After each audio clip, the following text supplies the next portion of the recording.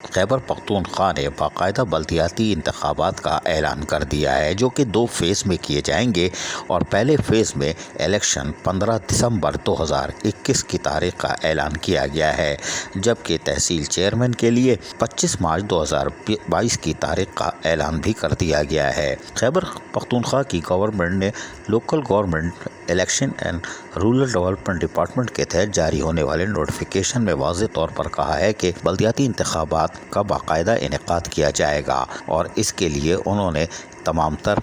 حوالہ جات بھی دے دیے ہیں۔ ان کا کہنا تھا کہ 3rd امینڈمنٹ ایکٹ 2021 جو کہ 21 ستمبر 2021 کو کی گئی تھی، اس کے تحت باقاعدہ سیکشن 79 کے پی کے لوکل گورنمنٹ ایکٹ 2021 امینڈمنٹ کے تحت انتخابات کرائے جائیں گے، اور یقینی طور پر کے پی کے حکومت بلدیاتی انتخابات کرانے میں اب انتہائی سنجیدہ دکھائی دیتی ہے۔ ان کا کہنا تھا کہ الیکشن کمیشن سے باقاعدہ درخواست کی گئی ہے اور انہوں نے باقاعدہ اس کے لیے تاریخ بھی ان کو دے دی ہے تاکہ الیکشن کمیشن اس کے لیے اہتمام کر لے، کیونکہ کے پی کے حکومت بالکل تیار ہے بلدیاتی الیکشن کرانے کے لیے۔ تاہم 13 ستمبر 2021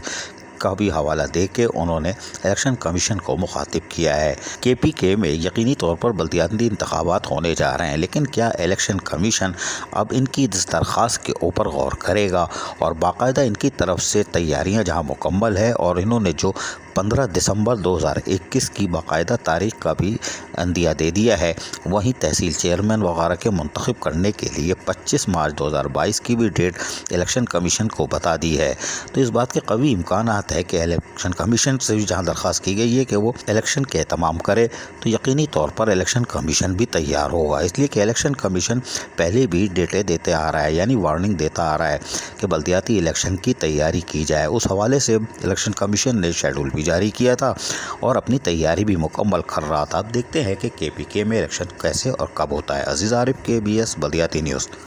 ایسی ہی خوبصورت ویڈیوز فیوچر میں حاصل کرنے کے لیے ریڈ بٹن پر کلک کر کے اور بیل آئیکن کو پریس کر کے ہم سب کے سبسکرائبر بننا مت بھولیے۔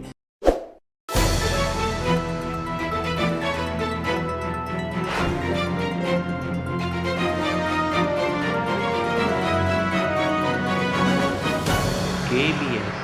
بلدیاتی نیوز۔